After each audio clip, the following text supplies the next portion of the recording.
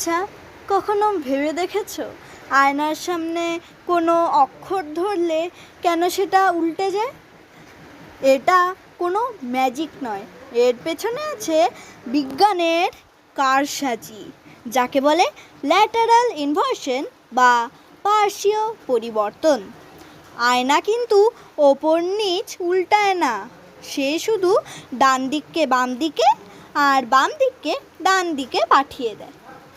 যেসব অক্ষরের বাম ও ডান দিক দেখতে একই রকম, যেমন এ, এম, ও, সেগুলো আয়নায় একদম ঠিকঠাক দেখায়।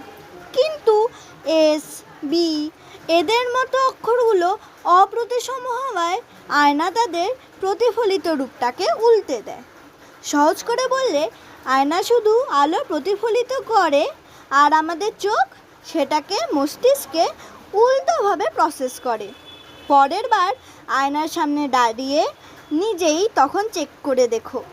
বিজ্ঞানের এমন অদ্ভুত সব তথ্য জানতে চ্যানেলটি সাবস্ক্রাইব করে রাখো।